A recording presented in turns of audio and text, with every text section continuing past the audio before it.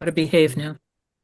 Shalom, welcome everybody. Hello. We are reading Haftarah Vayyera, which is 2 Kings 4, 1-37. A couple of well-known stories. So I look forward to digging into the Hebrew. There's a lot of great stuff to talk about. If anyone wants to raise a hand or write on the screen, here's how you do it. Who would like to get us started? Oh, I will. All right, go right ahead. Okay. Don't have any. ואישה אחת מנשי בני הנביאים צעקה אל אלישע לאמור, עבדך אישי מת, ואתה ידעת כי עבדך היה ירא את אדוני, והנושה בא לקחת את שני ילדיי, לא, את שני ילדיי לו לעבדים. Yes. Good. Okay. All right, so this is setting up the the plot for the story, or at least the first story. We've got a certain woman from the wives of the sons of the prophets, and she cried to Elisha, "Your servant, my husband, is dead. He feared the Lord. A creditor came, and now that creditor wants to take my two sons as slaves. Oy vavoy. You don't pay debts, there are some serious consequences, right? And all right, let's see what we can discover in here. What kind of a word is Yahweh? Participle. Mm-hmm. Right. How do you know it's a participle and not a Cal 3MS? Um, a participle is usually translated as doing something. It's technically an adjective, and a Cal 3MS is a verb. And, what's the difference between these two? Well, is the subject doing the verb, or is the antecedent being described as doing an action? It's technically different, right? Well, for this particular verb, it's the same, whether it's a verb or whether it's a participle. Same form. How do you know it's one and not the other? It has a direct object, but that היה ירא את. You actually just said the answer. Yeah, well, Not so subject. it's not a participle, They it's a have verb. to put you on there. Say it again. They have to put you on there. Yeah. So What I done? the et here, the direct object marker doesn't make a difference. You could have an et for either a participle or a verb. The way you know one or the other is because there's a preceding kal verb. Oh. So this is the verb to be, and it's describing that man, that your servant right here. It's describing him as Yahweh. He was Yahweh et Elohim, or Yahweh et Adonai. What is the root of Hanoshe? Probably Nun Shin Yod.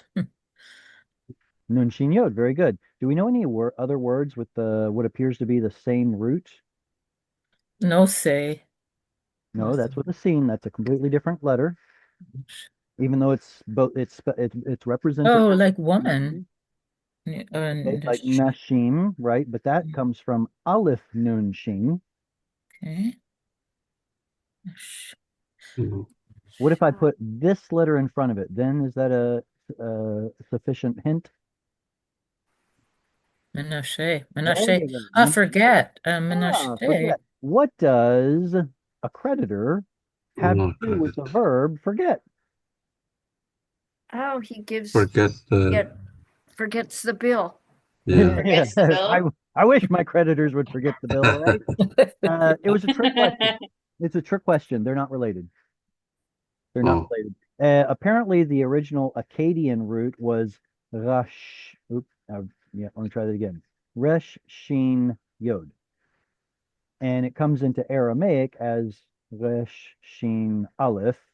I guess we'll have to do this.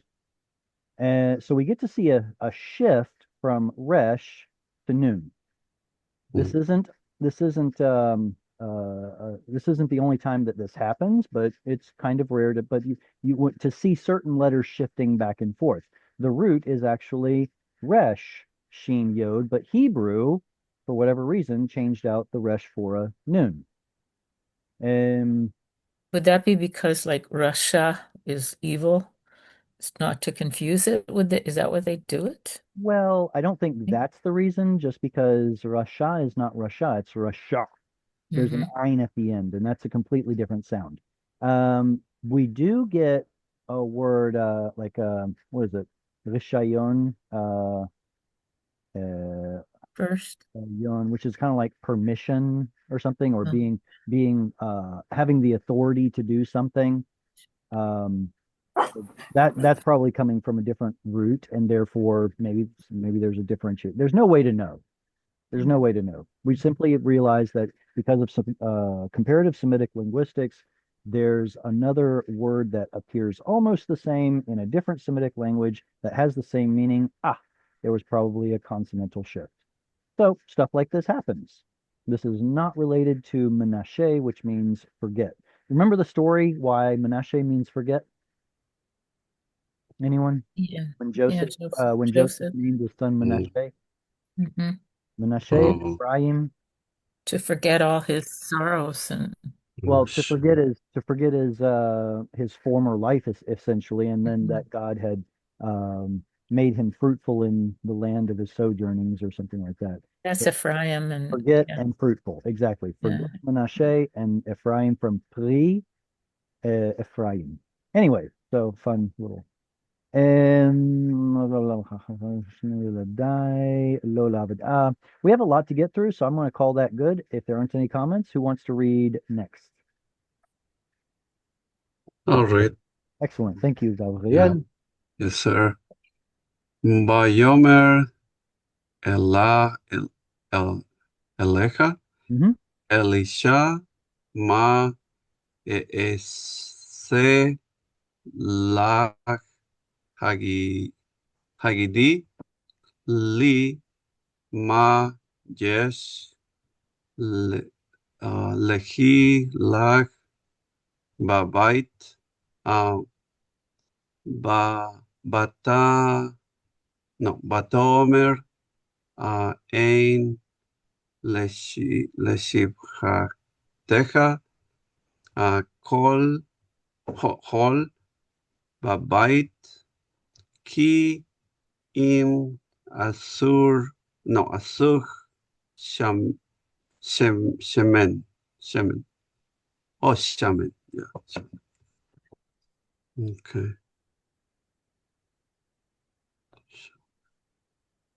We can't hear you, Jared. You're like That's not that muted. little meteg, that little siluk underneath the shin tells us where the stress goes. That's not the usual form of the word. Shaman is not the usual form of this word. What's the usual form of the word? Shaman. Shemen, exactly. Shemen. So we would say something, it's like the shemen is its lexical form. That's what you would look up in a dictionary. So what form is this? Supposal. And yeah, at the end of a verse or at the end of a phrase, usually, primarily, one of these two cancellation marks will have what's called pausal form, where a vowel lengthens. Shaman. But it's still shemen. It's still the word shemen. It just sounds different so that everyone in the congregation hears, oh, there's a difference. That's the end of the phrase. Lets everybody know there's a comma, essentially, or a period. Okay. In here you read, here we have square brackets and parentheses. This is actually something of an either or option here. Does anyone Okay. know what this is called to have two different or to have a variant within the text like this? No. It's The I'm sure the teeth there you go. Steve and and Kre. hair, Okay. correct. And so this is coming from the root katav and kara. Okay. Ktav means write, so ktiv is Mm-hmm. that which is written, and kara to Call. call or read out. Tere means that which is read. There's a difference between what's actually written in the text, in the Masoretic text, and how the Masoretes want us to read it. Yeah. Let's have a look at it. The one that they want us to read is over here, la. Oh, And that's the usual form for a 2FS ending onto the prefix le. What's the prefix le? Two, Yeah, exactly. Or I guess I should say four, it's originally la, or maybe with a short vowel that got lengthened and it turned into le. So here we get to see the vowel there. But whatever. The point is, we're taking to or for or belonging to or intended for le and adding the 2FS suffix. Well, then what's this? Why the extra yod? We see the le right here, same as this one, just two different forms of the same preposition. But why is this the usual form and this one is he? Well, because he is more original. In Hebrew, he is the original 2FS form, but eventually Hebrew lost that yod at the end. Apparently, it was too hard to include that extra vowel sound at the end, so it simply was omitted. And we're going to see in the same reading the exact same phenomenon that happened to the word ati becoming At. at. oh, At.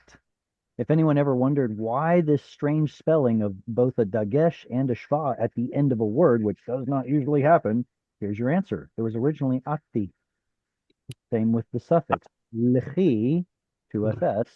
But the Masoretic scribes are like, well, yeah, that sounds so archaic, antiquated. Let's update the text and make it lach. I know it says lichi, make it lach. Okay, mhm. so that's an example of ktiv kere, where there's a difference between what's written and how the scribes want us to read it. What is the number one most frequent word that is a perpetual ktiv kere? It's written one way, but we're supposed to read it another. Hint, it occurs almost 7,000 times in the Bible. Adonai. Exactly. Exactly. The But Masoret said we can't pronounce it as Yod He Vav He. We'll pronounce it as Aleph Dalet. Aleph Dalet Nun Yod Adonai. So that's also a Kativ Kere, but it's a perpetual one, meaning they don't put a note every time God's name shows up and say, make sure you read it the right way. Why is there a Dagesh here? And why is there a Dagesh here?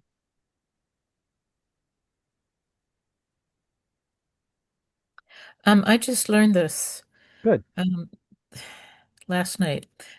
Wow. Oh, Yeah, no, we were talking about Is a line serendipity. with a dagesh in it.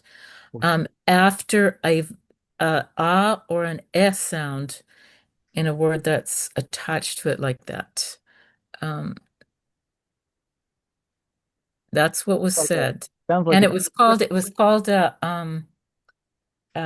a conjunctive dagesh. hmm. Not a strong dagesh, not a weak dagesh, but a conjunctive dagesh. Sometimes I wonder if Hebraists and Hebrew grammarians, I guess you call them, have to justify their existence by coming up with creative names for phenomena in the text. Yeah, maybe. Actually, they found it in one of the grammar books. So Oh, no, no, no, I'm totally, yeah, I get it. yeah, I'm just yeah. thinking, who was the Hebraist to come up with that term?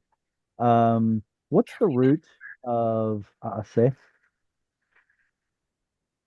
Ayin Shin Yod, Ayin Seen Sin Yod. Yod? Okay, Ayin Sin. Where's the Yod? Well, Yod typically goes missing, doesn't it? There's your Yod. It has assimilated into the following word.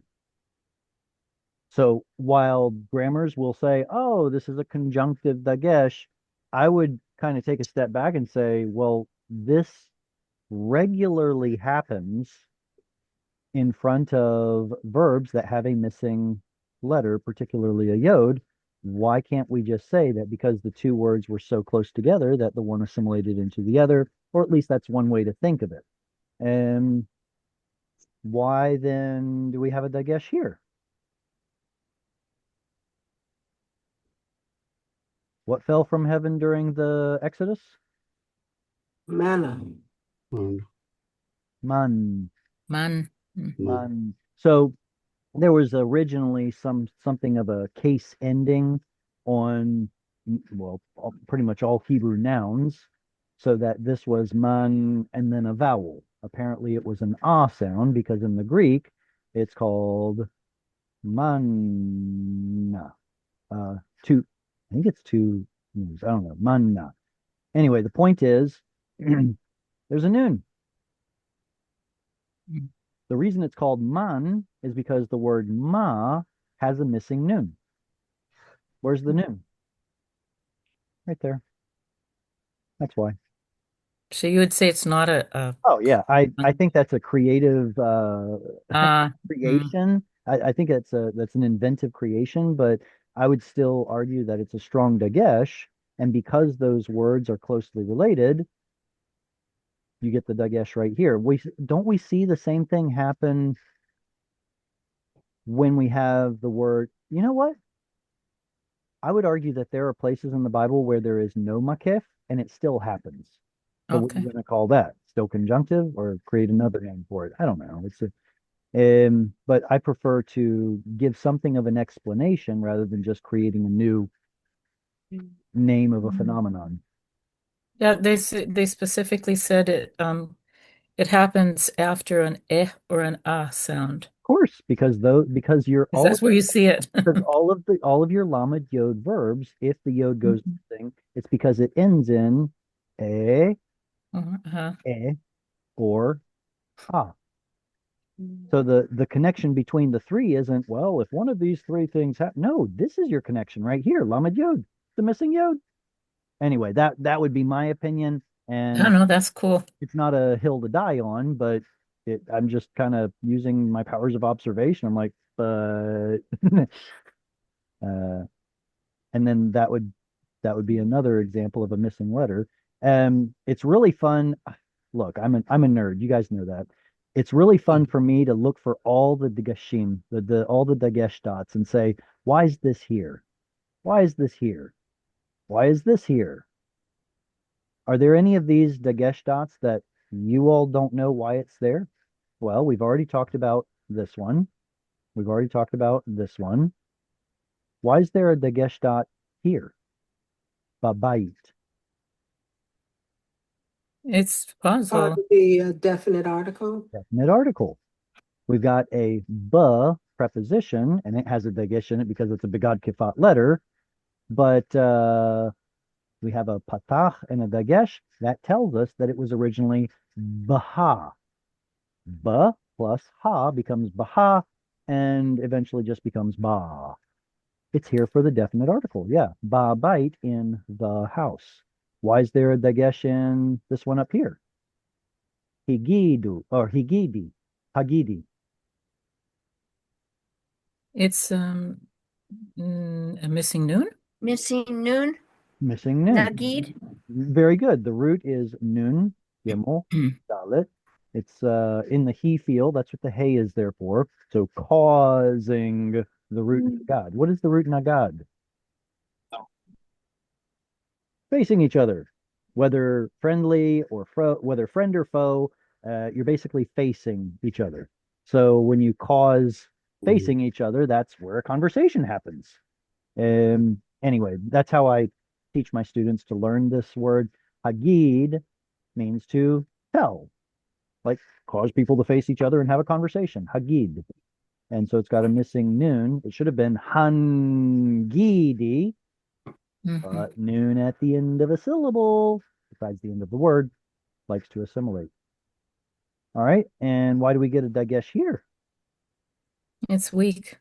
The Vayyikto prefix. Yeah, it's not weak. It's a strong dagesh because No, because it follows it's a a vowel. pata. Right. It follows a vowel. Oh, It's yeah. there because of the vayiktol. And the current explanation for this dagesh being here is that the vayiktol vav patach dagesh probably originally came from the verb haya. Say what? Come again? Well, I need to kind of expound on this a little bit. The verb was originally he vav yod, which then turned into what we know it as haya. So here is what turned into that. So what is the yod? Might be a missing yod from the verb haya, because haya also has a missing third root letter yod. Anyway, so what would that mean? It means that the vayiktol prefix might have originally been, and it was, that something happened. Why did Hebrew even come up with this vayiktol prefix? What's the purpose? Anybody know what the word yiktol in grammar means? He will kill. Okay, well, while the word yiktol in Hebrew does mean he will kill, and it's a terribly morbid word, I'm asking as a grammatical term, as a label, what does the word yiktol mean in Hebrew grammar? Imperfect.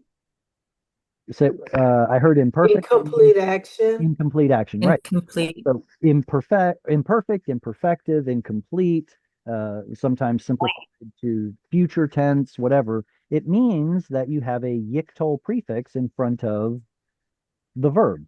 So when we have, do we have one here? Yeah, like this. This is a yiktol form. We already talked about how its root is ein sin, missing yod. But what's the aleph doing there?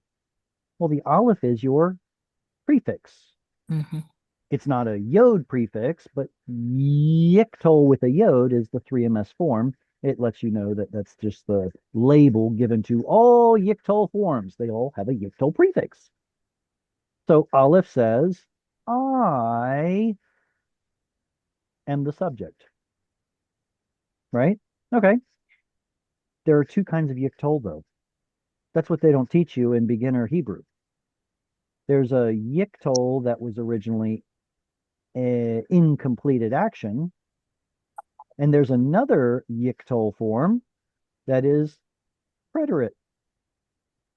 How do we know this to be the case? Because we look at other Semitic languages, primarily Akkadian. There are two yiktol forms.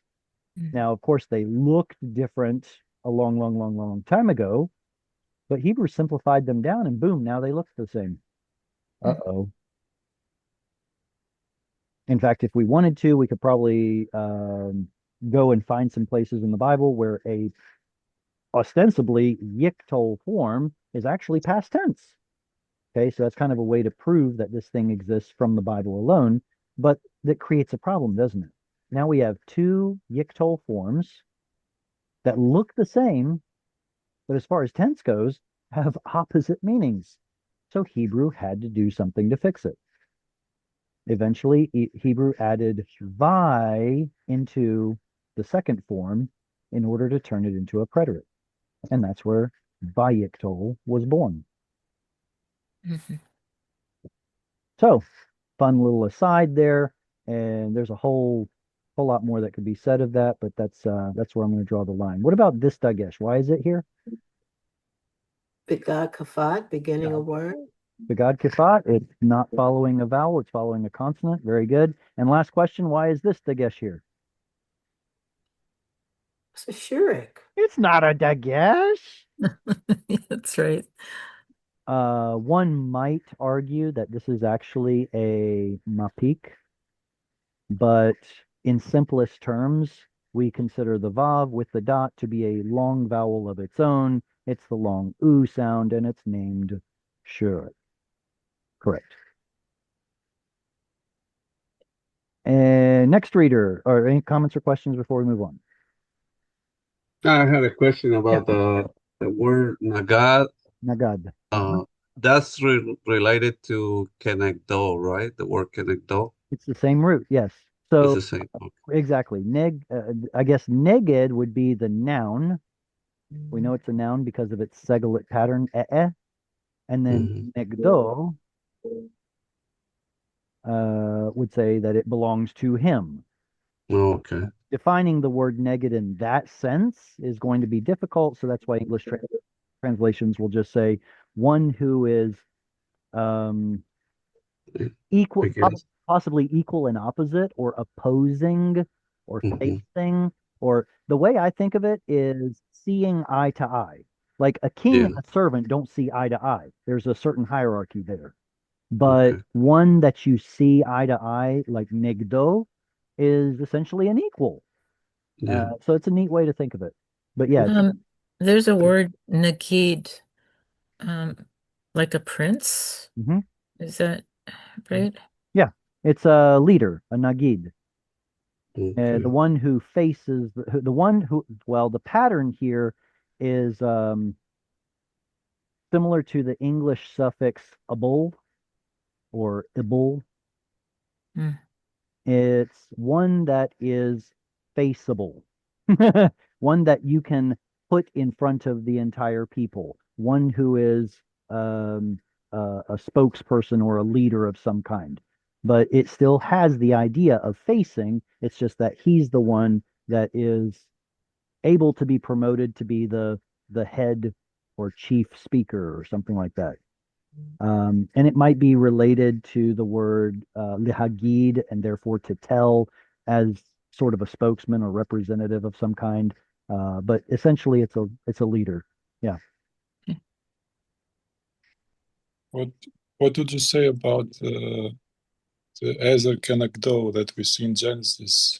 Right. So Gabriel was asking if it was the same root. It is, but I just wanted to mention that since neged has this idea of facing each other, either as friend or foe, then we have to consider that in translating that word in the Genesis account. You guys know what King Jimmy did with it, right? He said, to make a helpmeet. Mm. I'm sorry, where does that how does that even fit in? Yeah. This was probably, who knows, maybe this was translated this way for certain political reasons. I don't know, but the Hebrew has to do with facing.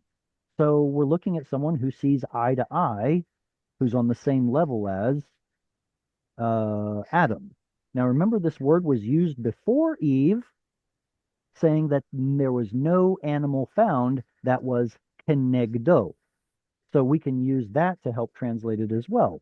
Animals cannot be kenegdo, and the wife is kenegdo. So what's the difference? Well, it's on the same level. It's the same. It has the idea of being. Um, I don't want to use the word adequate. That's not what I'm thinking. Good enough, or the same as he is. So that's kind of where I was going with kenegdo, like one who is able to face him. Does that answer your question? Yeah.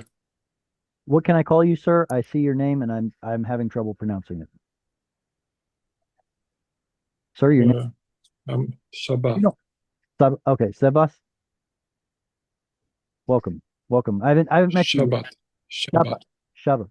Welcome. All right. Any other questions Yes. on this before we move on to the next verse?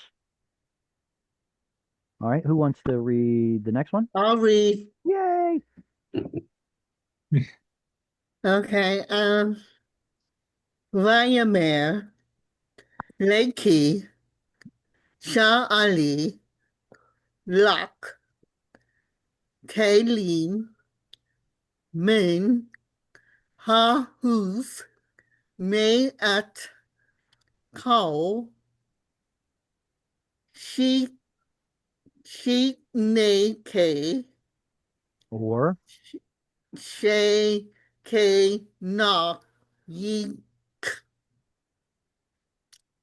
Kalim, Rakim, Al, Tom E T.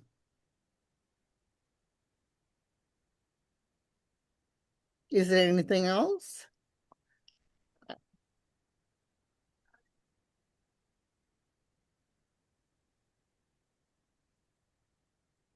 Can you hear me? You can't hear me? Are you serious? What did I do? What did I do? You blanked out for a second there. We can see Oh, it moving, but all right. Can Okay. you hear anything now? yep. All right. Well, that just means I've got dumb internet. Anyway, Mhm. that was everything. Thank you for reading. Vayomer lechi sha'ali lach. Why, I would wonder, why earlier we had lechi with the Steve Carey that said lach as well. But the point is, this story had a lechi in it, and now here it doesn't. Why? Why would it jump back and forth? A couple of answers are possible. First, maybe the transition from lechi to lach was already taking place, but another possibility is that they weren't writing mater lectionis letters yet. That didn't happen until King Solomon. So that means this word here, without the vowel pointings that came along in the 7th century, the yod could have simply been understood. Something to think about, right?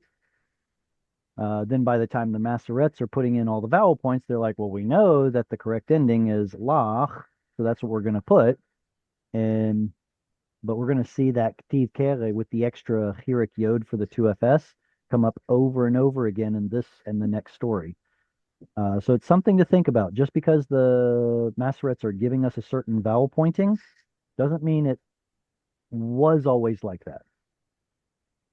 Um, okay,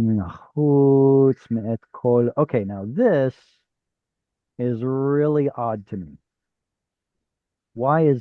Let's talk about the Ktiv form first. The way that it's vowel pointed is very odd to me. Why? Why is this odd? I see the tsere yod on the end, and what does that usually tell us? That it's masculine. Construct, masculine plural. Usually masculine, unless it's an irregular, right? But yeah, usually it's going to be a construct, and that's what I wanted to focus on, some sort of a construct form, and therefore we should have an of relationship with the following noun or following word. So this would be something like the somethings of the somethings. Okay, so we know what kelim are, but what are these somethings? Shichnach. What is a shichnach? Doesn't mean anything. Is there a different way we could vowel point this in order to make it make more sense? Yes, there is. What if there's just a chirik right there?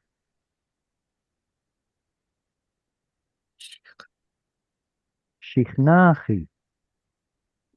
This would be your original 2fs ending. Remember the difference between ch versus chi? This is the original, and that's the one that comes later, right? Exactly. So what if this should be shichnachi, your neighbor? Or But kol makes it more than one, doesn't it? All? every one of you, Ah. singular, isn't it? Mhm. Every neighbor. You could use call for either one, but it changes the meaning. You could say all your neighbors or each neighbor, and in Hebrew it's still the same word, kol. So it could be singular, and look, it could also be plural, and it's just got a missing plural yod there, since we're not writing since we're sometimes not writing the yod, right? But anyway, my point is, by putting a chirik here, it makes a lot more sense, because then you have uh, a known suffix, pronominal suffix, attached to a known word. With a tzere, it really doesn't make sense. So what does this illustrate? It means that the Masoretic scribes did a superb job, but they are imperfect and sometimes they make mistakes. And vast majority of the time, they're just passing along what they received, not trying to invent something new. So what's the takeaway? Don't always trust 100% what the Masoretes are putting into the text, but by and large, they did a superb job. Yeah. And so all of your, or each neighbor, I'd say each or every, um, Kelim Rekim al Tamiti. What is the root of Tamiti? Ma'at. Do we know that word? Me'at. Yeah. Means a little bit, a little. Yeah, exactly. Me'at means a little or few. So we got here Tamiti. What binyan does this word Tamiti belong to? He There's feel. there's 7 possibilities, but because of the patach and the chirik yod, we know that it's he feel, and he feel tells us that is a causative, or at least originally a causative flavored verb. So do not cause or make few. Don't be stingy. Like, get a bunch. Don't settle for a few. Get a whole bunch of vessels. All don't come iti. Okay, so now that I've read that, what form is this verb? Like, Ito. no, No. no. It's imperative, isn't it? Al. Oh, Joseph. No, Joseph. that's it. Okay, Mm, what's the difference between Yiktol and Joseph? Well, we already talked about Yiktol, right? mhm. Prefix. Joseph is Mm. volative. Yeah. So Yiktol is simply an incompleted action, usually translated as a future. So for simplistic terminology, we'll call that the future tense, even though it's, yeah. Mm. The jussive shows that there is volition or desire involved. So it is someone's desire that you, 2FS, not do this. I thought Joseph was usually like a third person Yes, it is. rather than a second person. Yes, it is. You're absolutely right. The jussive is used in 2 places, either as a positive third person command or also a negative third or negative second person command. Mm. So basically, there is no such thing as a negative imperative. Imperatives are always a positive command. Do Yeah. something. So if you need a positive second person, that's not going to be jussive. That's going to be imperative. But as soon as you want to negate it, don't do that. The owl necessitates a jussive. Yeah, Mm. jussive is used both for third person and negative second person. Don't forget it. Get jussive in. Okay, never mind. And lilach. All right, let's call that good. Next slide. Who wants to read? Right? Uh-oh, did I skip it? No, here it is. Yeah, Shabbat, you want to read? Yes, please. בבקשה. תודה. ובת וסגרת... mm, סגר... סגרתי הדלת בעדיך ועד בנייך ויצקת על כל הכלים האלה וחמלה תעשי. Very good. Uvat v'sagart. Okay, so we've already been talking about how the original form of ch was chi.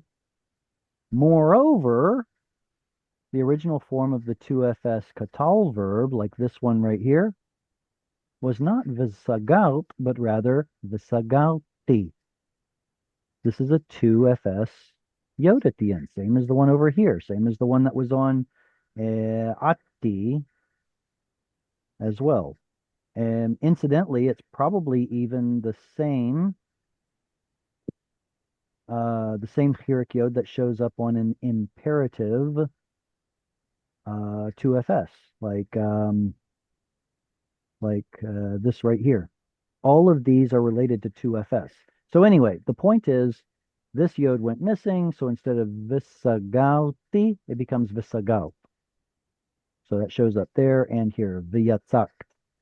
I guess technically it's two silent shvas at the end of the word, but that's kind of anachronistic to say it that way because the whole idea of there only being two shvas is actually a 14th century invention, so it's actually irrelevant to the original question. Anyway, how did you read this word? Could you read it once again, please? Badich. Ba'adeh. There's a tzere, right?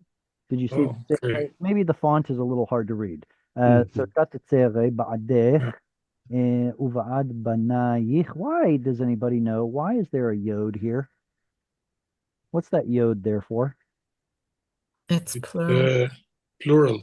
It's indicating that the noun is plural. Very good. ויצקת על כל הכלים האלה והמלא. Ooh. והמלא. What kind of a word is this? Anybody? Stative. I hear State. stative. Is it a participle? I hear the word participle. It's a noun. It's like the full ones. Hamale. So it's uh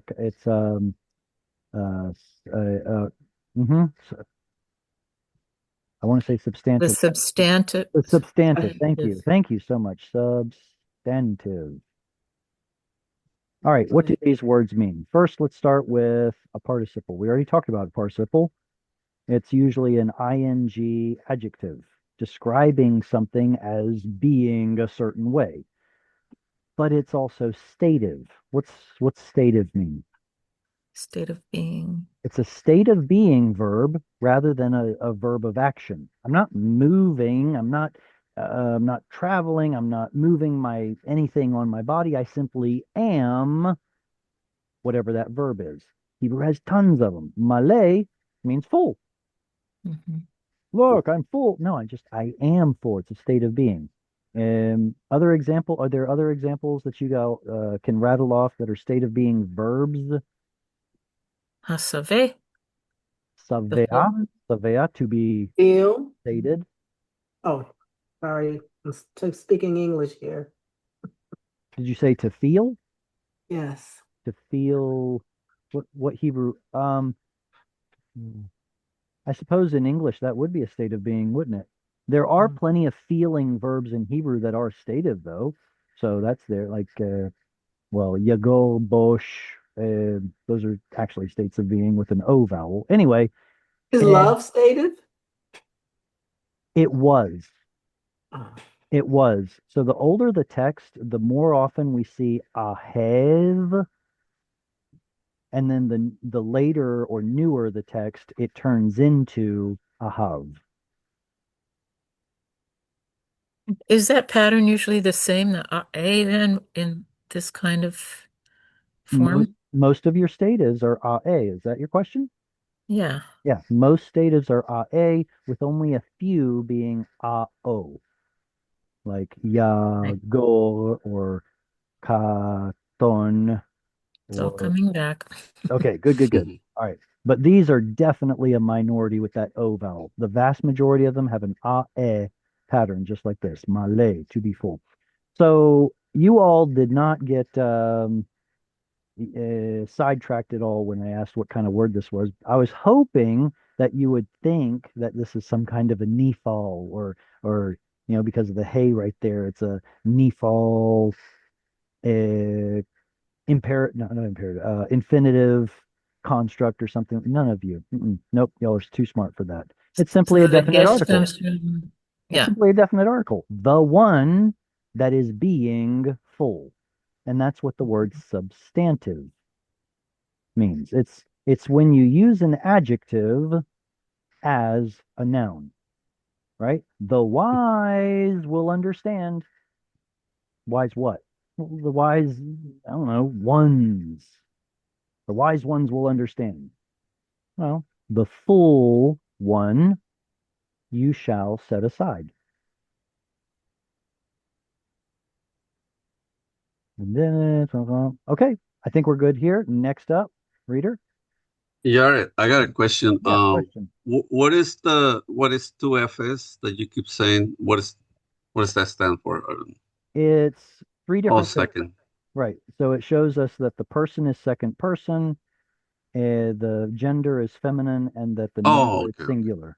Um, okay. I know you know the answer to this, but please give me just a minute to clarify in case. Usually, when one person asks a question, three other people had the question and didn't ask. So just give me a second. In a conversation, there are three persons. The speaker, first person. Right now, that's me because I'm running my mouth. Second person is the one who's listening. Right now, that's you all. And then if I talk about someone outside of this conversation, that would be third person. So that means this is either first, second, or third person. Feminine is obviously feminine gender. Hebrew, it's either feminine or masculine. There is no other option. And then singular as opposed to plural or dual, right? Technically, there are three numbers in Hebrew, but the dual isn't used very much. It's usually just singular or plural. So 2FS is shorthand for what I call the person, gender, number combination. Okay, thank you. Absolutely. Who would like to read next? I'll read again. Please, by all means. Vate lak me ito vatis gur ha delet ma what's that? I can't see that. Ba'ada. Wa.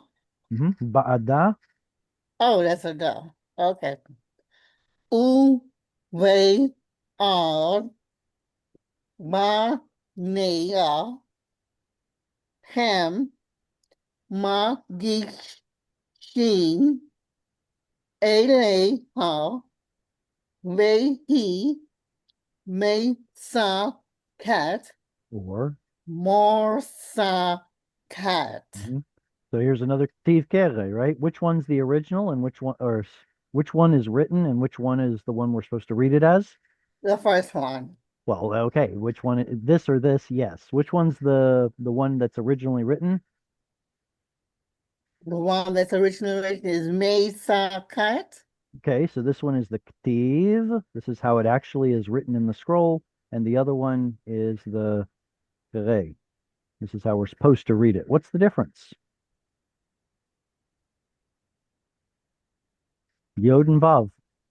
Hebrew is always swapping yods and vavs back and forth, so this is not a surprise. Um, how do I? Well, okay, I'll go ahead and ask. What is the root? What is the root of this verb? Yatzak. Yeah, if you want to look it up in a dictionary, you're going to look under. Let me try again. Under yatzak, and this yod right here, is it an original yod, or was it originally a vav that turned into a yod? Vav that turned into a yod. The truth is, this is the only evidence that we have for that position. I want to agree with you. I think it is. But there's really no way for me to know. I tried looking up the etymology and I couldn't really nail down which one it is. But there is a distinction between those verbs that have an original yod and those that have a yod which was originally a vav. Most of them were originally vavs that turned into yods, and this is evidence for that being the case. And speaking of yods, missing yods, what's the root? No, I shouldn't say it that way. No. You know what? I'm gonna call it good and keep reading. This is a great story, and I don't want to slow us down too much. All right, who wants to read next? Please, I need a reader. I'll I'll read. go. Oh, All right, go so I ahead. see two volunteers. Hmm. I think Tuesday said it first, and then Cheryl, and then Eileen. I see your hand just went up, so now I have three readers. Wahoo! All right, let's do this. Tuesday first. Vayehi Kim Lot Hakelim Vata Vatomer El Benah Hagisha Eli Od Kelly Bayomer Eleha Ein Od Kelly Vaya Amod Hashamen. Excellent. Where is the logical halfway point of this verse? Etna, At Kelly. the etnachta, exactly, at the etnach. It's not the physical halfway point, is it? This is already in the third row, or third line of text. It's not the physical halfway point, but it's the logical halfway point. So that means this part right here is deemed more or less to be syntactically equal and important as all of this was. That's kind of one way to think about it. But anyway, that etnachta is usually what tells us the halfway point. Tells us the halfway point. What kind of a word is this?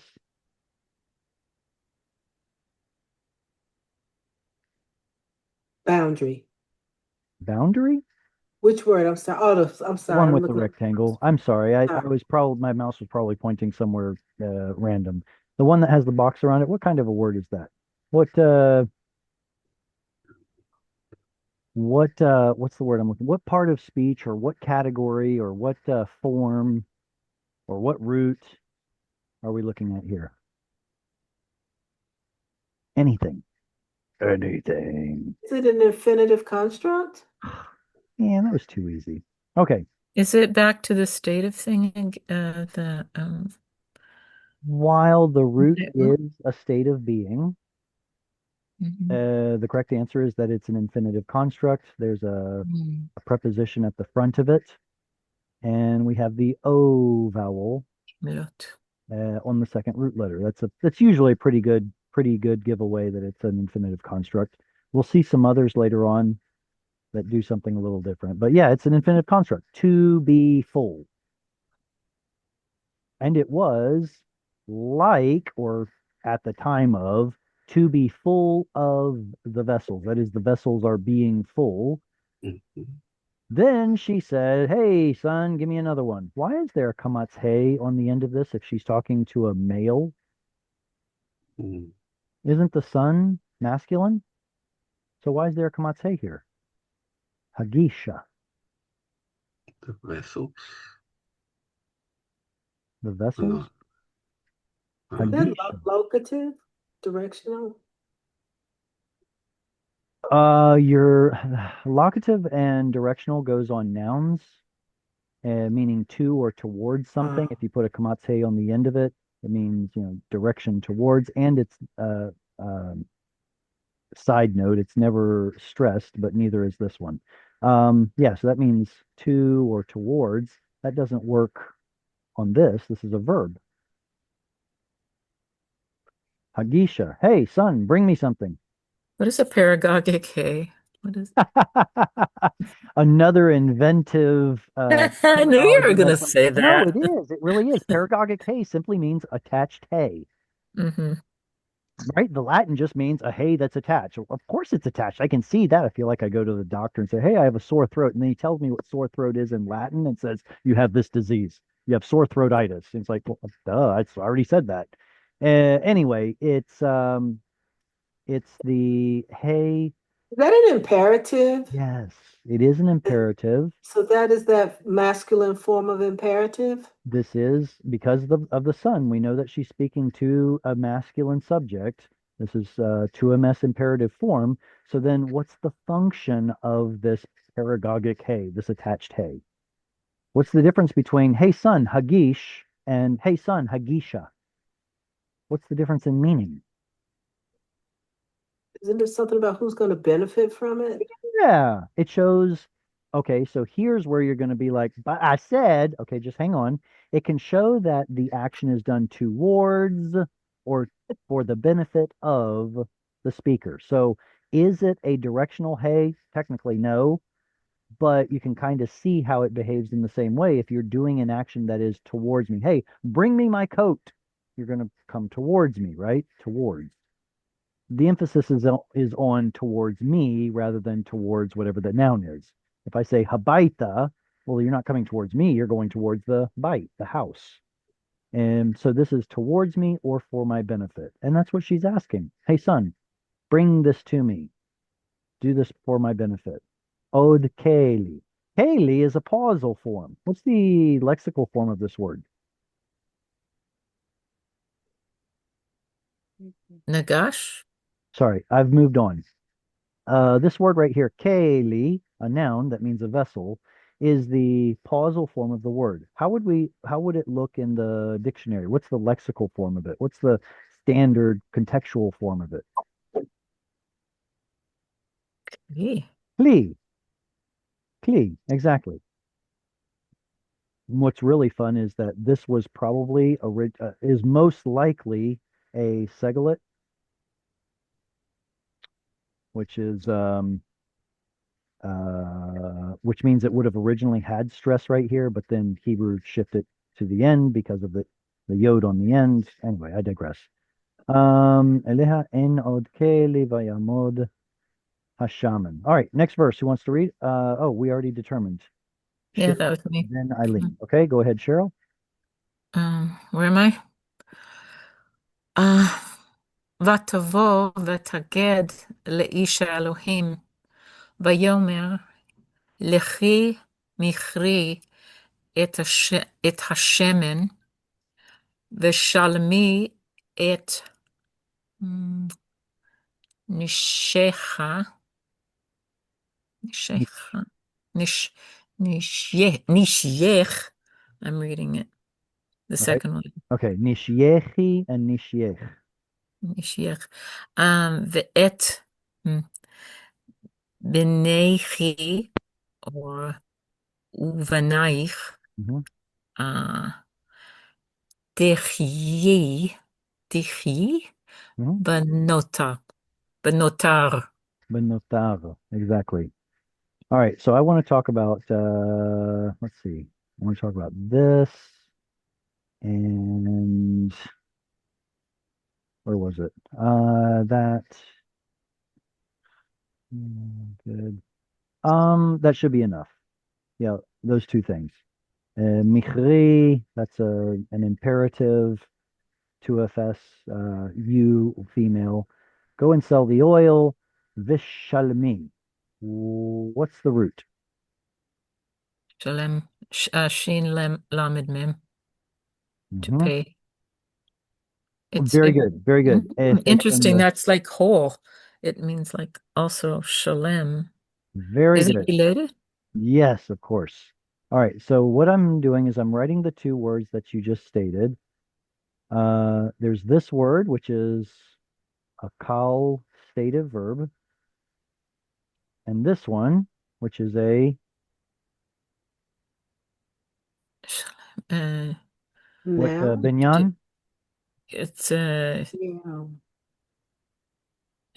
PL or there's a PL. Kadesh. Well, Yeah, there's a patach, dagesh. Okay, so it's a PL. And Shalem. so when you have a kal root that is stative that also shows up in PL, then the function of the PL is very specific. I happen to learn one of those fancy terms, so I'm going to use it. It turns it factative. Ah, All right. Does anybody have any clue what that $3 word means? Mm. Uh, it means that you're making something true. If the causative shalem means to be at peace or be at ease, um, then that means the PL is making that a true statement. Make something at peace, set something at ease. And this shows up a bunch where you have a causative and a PL. Obvious example that you all should recognize is the Malay that we were talking about earlier, which means Full.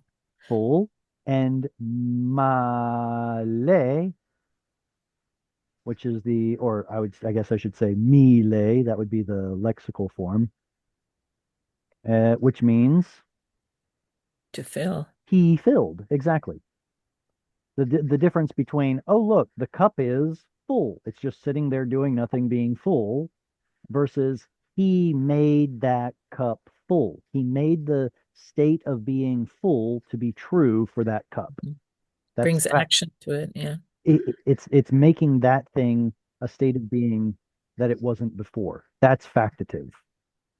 So the same thing is happening here. Shalem, at ease, at peace, everything's cool, no problem. Shalem does the same thing. We're in a situation where there's a discrepancy and it needs to be fixed. You owe me. And the Shalem says that you are making that Shalem true. You are making peace out of a situation that was not. You rectified the debt, as it were. You paid it. So in a sense, in the easiest of senses, this simply means to pay a bill, to pay um, a debt. Vishalmi, and go and pay et nishyechi. So there's that original 2FS ending. Yod here could be plural, but what else could it be?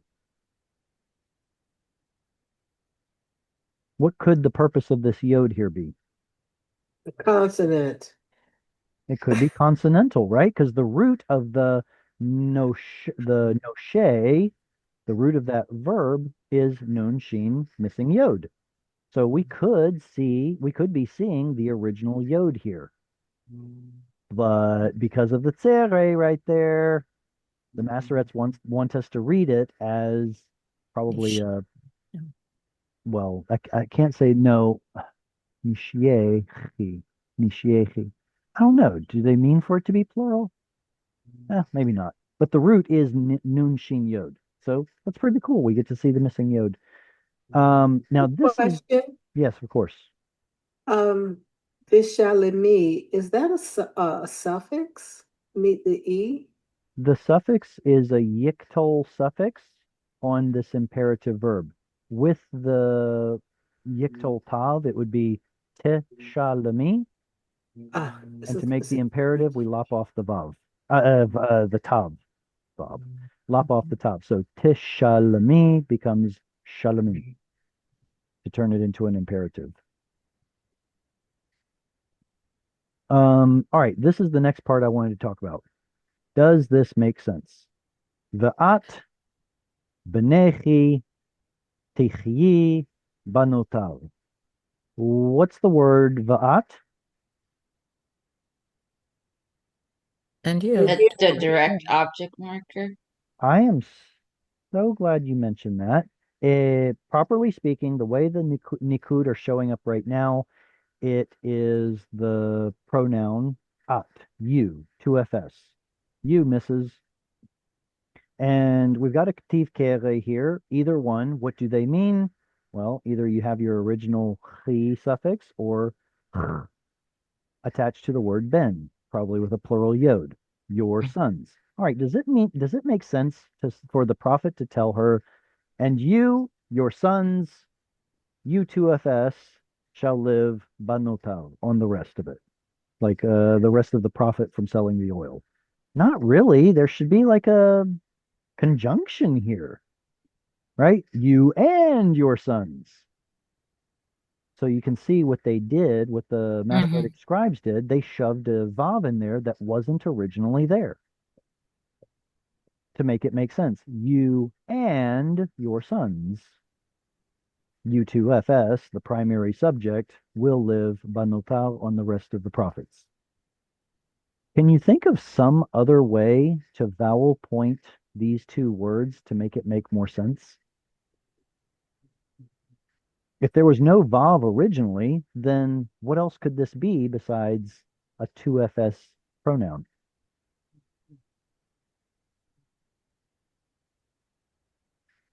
Ignore the vowel points. That's what I'm saying. Ignore the vowel points. Okay. What could this be? The vav is straightforward. It's going to be and. But what about the aleph and tav? What could it be? Besides a to effect With, pronoun, what else? with, Uh, I see something. Uh-huh. I see something before. There is a verb. Also das ist we shall me et nicht ich. That is can be a definite marker and it will be longer and your sons. Or yes, ben ich. Can be definite.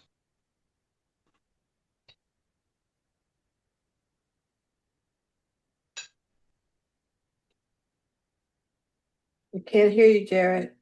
You can't hear me? Now we can. No, Okay. we do. All right. Sorry about that. So these are the three possibilities, either a pronoun, the definite direct object marker, or a preposition that means with. I was going to say, technically, I think there is another one. I think there's a noun that means shovel. It might be spelled with a tet or a tav. I can't remember. I think it's aleph tav. Anyway, but we don't care about that. We're not talking about shovels. And these are our three options.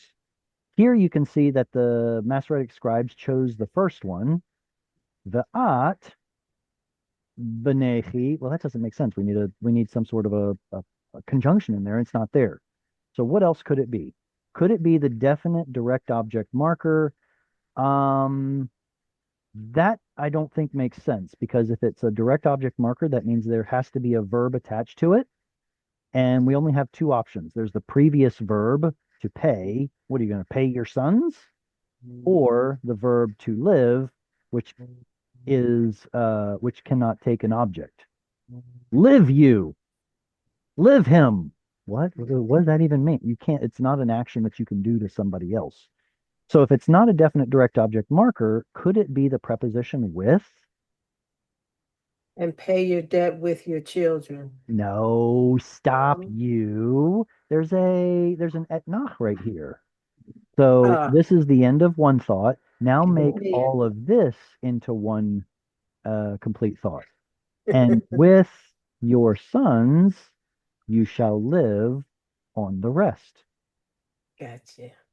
So while it still Very kind of good. means the same thing, hey, you and your sons will live on the rest, she's saying, with your sons, you shall live on the rest. What's the difference? It means you get to live with your sons as opposed to them being sold into slavery. So it's like there's an emphasis that you get to remain with your sons. Yay! And so this is another example of thank you, Masoretic scribes, for such a wonderful job, well done. But you did make a few mistakes, and maybe we can use our brains to figure out what makes more sense. Um, Yeah, any you really need that Ethnoc tie, don't you? which Well, was now provided by the scribes. we're going to start second guessing their decisions on Oh my everything. goodness. Well, I want let me just spill the beans. I want all of my students to be able to think for themselves and not just rely on some guru. Hmm. Okay, that's the goal. So, in as much as it is healthy, question everything. Mm. Sure. All right. The next reader, Eileen, go ahead. Here we go. Vayehi Hayom Ve Adbor Eliasha El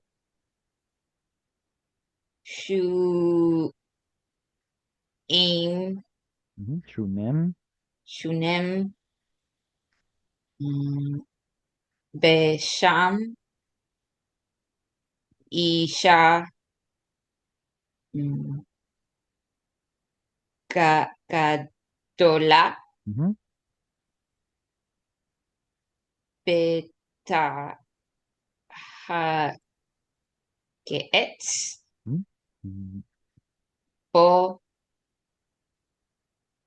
mm, Le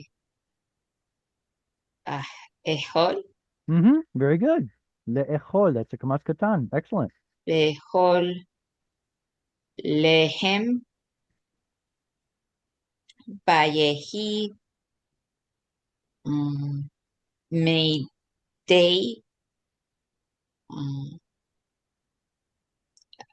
adabor, Try again.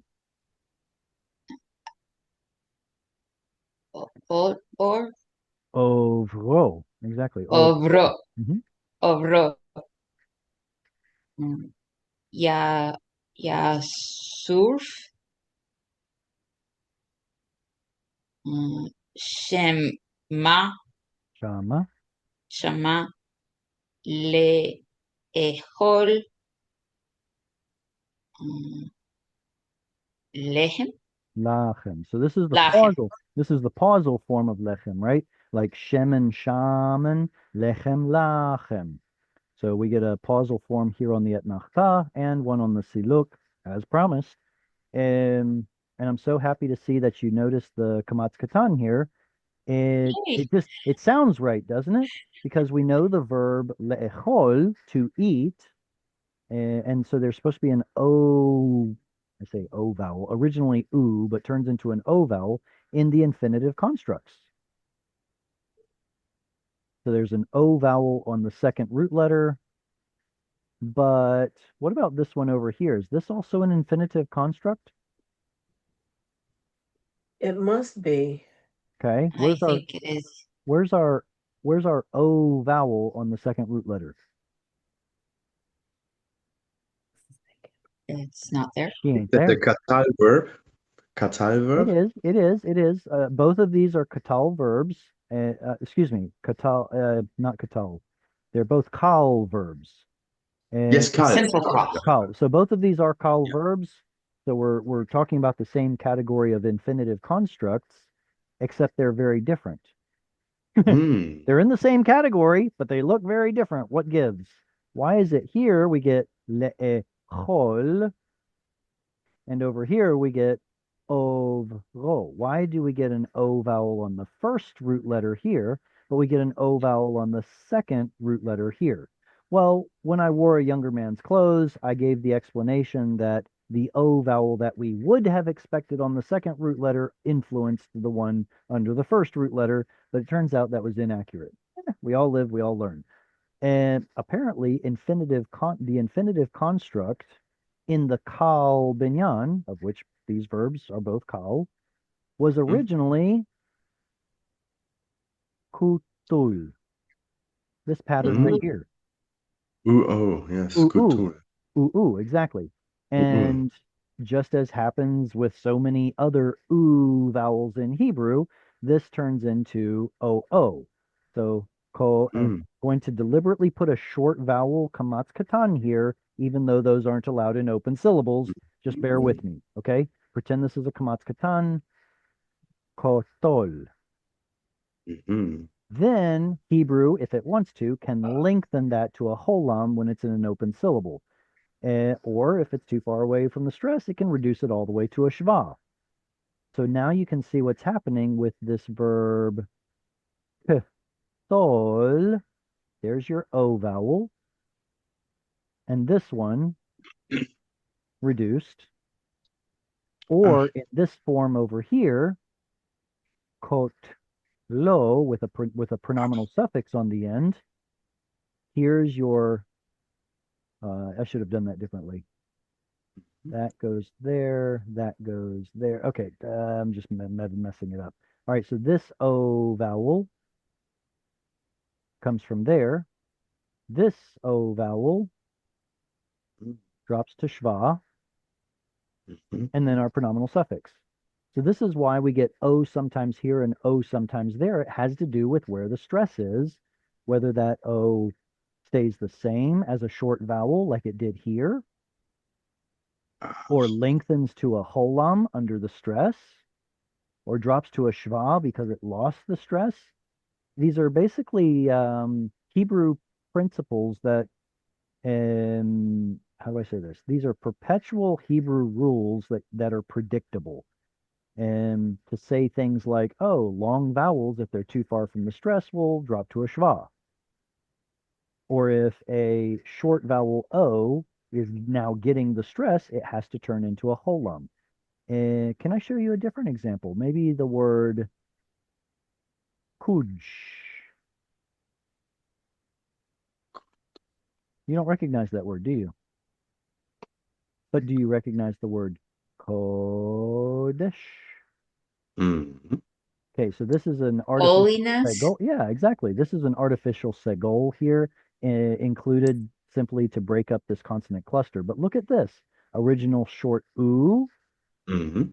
becomes an O sound, and in fact, it should be a short O sound. Why is it then a long holum? Because it's in an open syllable. So there are certain predictable things that happen in Hebrew. I don't know. Maybe I'm getting too far off the beaten road. Maybe I'll digress. And Tuesday, what hay is this? Kamate. Directional. Directional, because we're going towards there. Anybody, what's Mm. the root of this verb?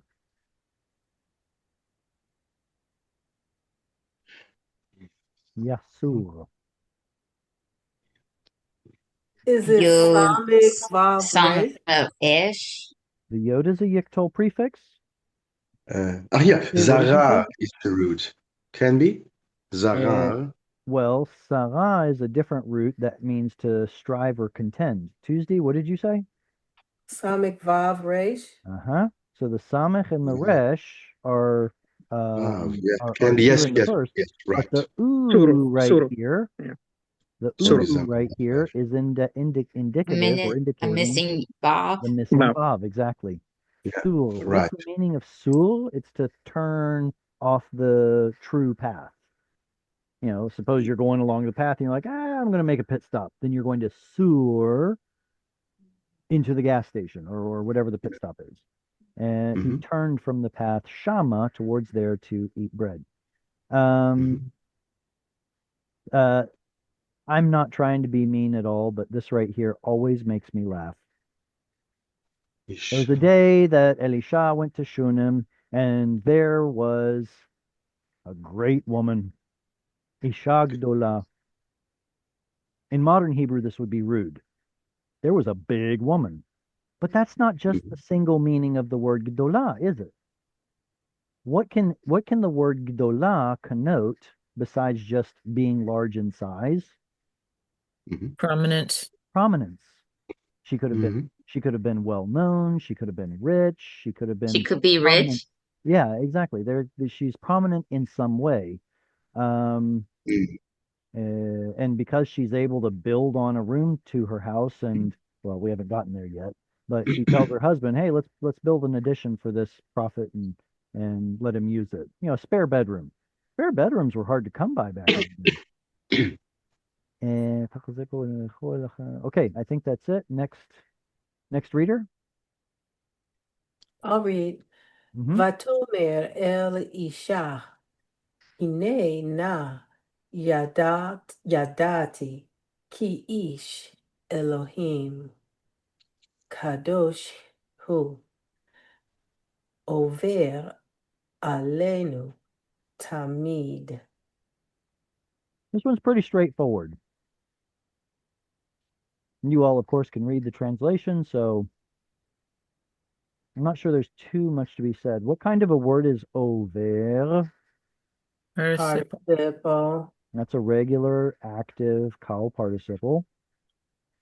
What kind of, oh, where was it? What kind of a word has the a-o pattern? What part of speech will an A a-o noun. patterned word have? A noun. A Mm-mm, state of call. mm-mm. The root is a stative root in the call pattern, but Right. but this isn't Yeah. a verbal pattern. A-o, Adjective. an adjective. Hmm. In fact, it looks like the It's same form as an infinitive absolute, doesn't it? Yes. Katol. So there are some theories that these are um, originally grammatically equal. Maybe they were, maybe they weren't. I don't know. And here we get that a-e pattern again. Remember a-e? What did I compare it to? What suffix in English?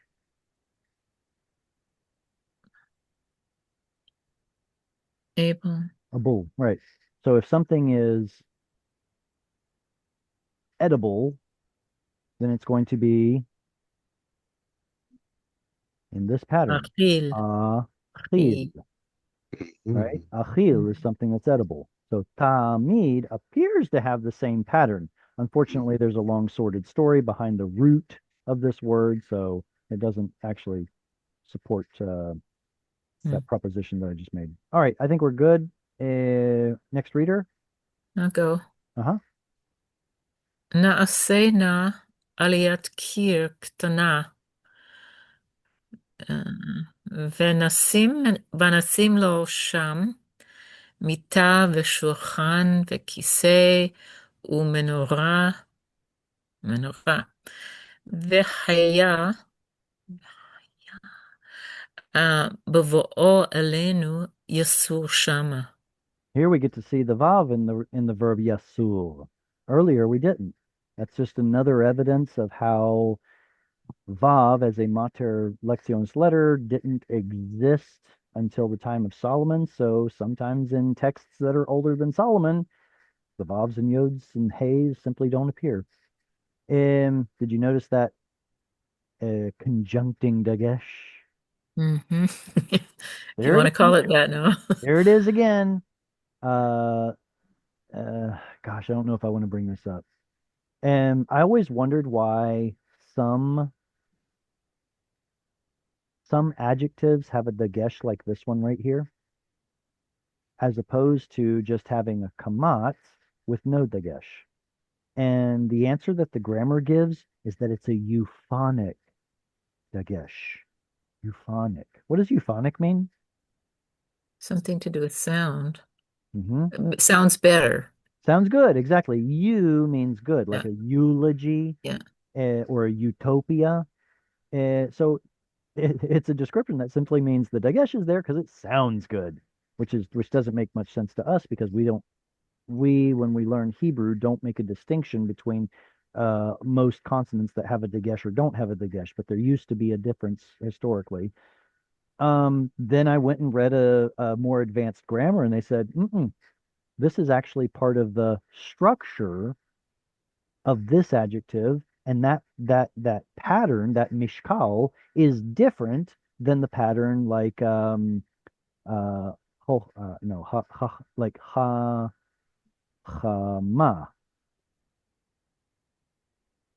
ha ha I may not be spelling this right, chachama or chachama in pausal form. The point, oh, that's why I'm doing it wrong. Haha. There we go. Chachama. Is that it? Chachama, chacham, chachama. Maybe. Anyway, the point is there are two different patterns. This one expects a long vowel under the second root letter. This one expects a short one with a dagesh. Two different patterns. Cool stuff. Anyway, I can see I'm the most. Never mind. Ooh, speaking of dagesh, why is there a dagesh in the word mita? What's the root of this word? Tut. Mate. Tut. Don't know. This would be the hypothetical original form. Minty. Mintai. Mintai. This, of course, this I is too hard to pronounce, so it simply becomes ta, and noon at the end of the syllable assimilates into mita. Is there proof of that was bed once? The opposite. The proof is that the root nata or nun tet yod means to lean or incline or decline. And then the mem prefix says an instrument or tool used for that root. So what tool do you use to recline? A bed, a couch. So a mita. Is that a doubling the dash? Absolutely. So the doubling dagesh is there because the root originally had a nun. It's a missing nun. So Mita. the mem is just part of the pattern and it's not Yes, it's the roots. miktal pattern. Absolutely. You take the miktal pattern like this, just for an aside for anyone who wants to know, this might have originally been a maktal pattern, but I digress.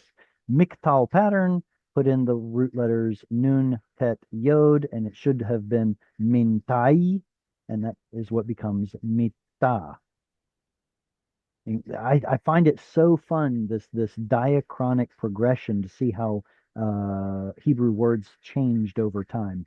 Well, menorah. Oh, is the mem in the word menorah part of the pattern or part of the root? Pattern. Pattern, Pattern. pattern, because the root is nur, which is related to the word we know, ner. Ner is a lamp. In fact, I would argue that this was probably originally near, like this, as a seglet. Near, near, which turns into ner. Eh, you see seglets showing up all over the place. There are just so many of them.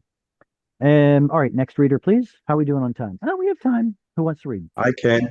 Go ahead, Thomas. Okay. Welcome back. Okay. Sorry. Vahi hayom vayavo shama vayazer vayazar. Sorry.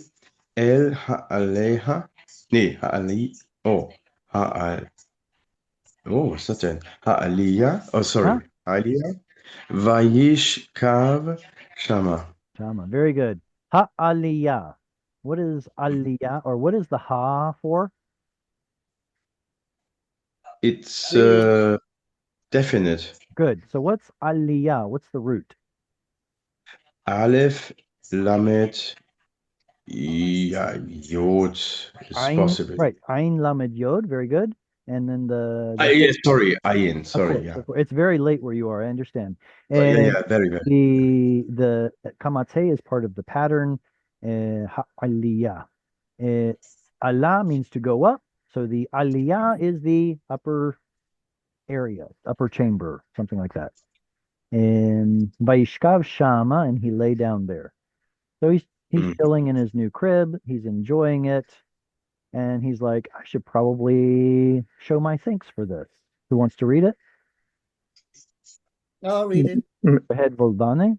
Oh, Anatoly, did you want to read Yeah, also? I'd like to read it. Can I give you the next verse? I think it's a little longer.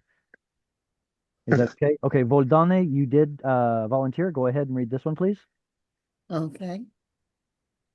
Vayamer al Gehazi na aro kaya la shu na meet ha hazot vayikra la va ta'amod la ma na nav la Lefa. pa Good. Lefanav. Very good. la pa na. Vayomer al Gehazi na'aro קרא לשולמית הזאת ויקרא לך ותעמוד לפניו. Why is there a dagesh in the hay here? It's her, Mapik. Mapik, very good. It's not a That's right. dagesh. It's a mapik. It looks the same, but it's a mapik. Very good. Indicates her. Anatoly, please read. Vayomer lo Ah, emarna, ah. emorna, Very good. eleja, hine, harad, eleno, et kol harada, hazot, me לעשות לך האש לדבר לך אל המלך אוהל שר, חזבה, ותאמר בתוך עמי אנוכי ישבת. Yoshavet. יושבת, Very good. We may not understand her response here. He wants to show gratitude. It's like, look at all this this hospitality you've shown me. Now, hospitality is a good translation, but what's the literal translation? I think it's trouble. I think it's like troubling somebody. Oh, you're so close. It's an English word very similar to the word trouble, but it's not trouble. Concerning? Tremble. Yeah. Tremble. So this is the same root from which we get the or I should leave the C off. The Haredim. The Haredes, like the Haredi Jewish sect. They are the ones that are trembling in fear before God. That is, serving God out of fear is kind of where it comes from. But here it's like, well, look at all the trembling that you have trembled because of us.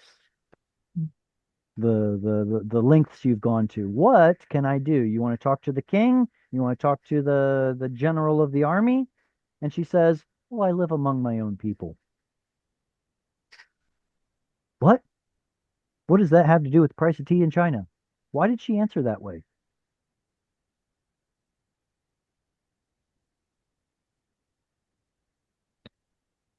It seems humble. It seems like a humble thing. Like, I'm no big deal. It's just. I don't mean in a bad way either. Right. No, I wonder if it might actually be a little bit the opposite. Here's the thing. Based on what we're reading in the Torah, it is relatively obvious that the ger, the sojourner, someone who's not of your people but comes and lives among your people, are often or usually, or maybe it was conventional, to treat them a little bit more harshly. And that's why God has to say things like, care for the ger. Don't be coarse with the ger, for you once were gerim in Egypt and stuff like that. So the ger is usually treated in a less than equal way. So when he says, what can I do for you? Maybe I can get the king to do something kind for you, or the guy who's in charge of defense, he can cover you.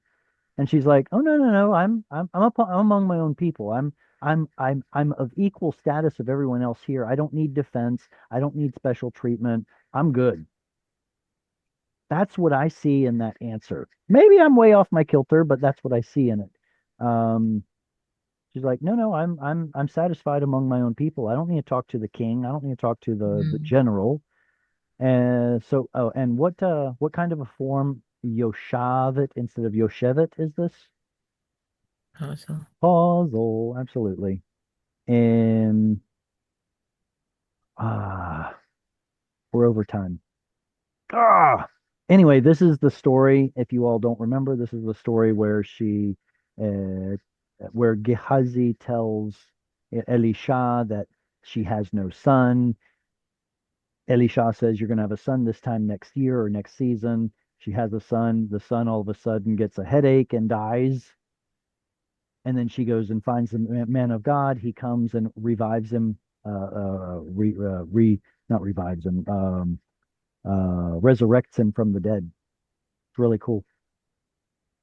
Anyway, too bad we didn't get a little bit farther. Thank you all so very much for sticking with me through this whole time. Thank you. So much fun Thank you, Jared. to go through and study Hebrew with you all. Thank you. I look forward to seeing you all next week. Litrot. Shalom. Thank you. Shalom. Shalom. Shavuot tov. Shavua. Shavuot tov.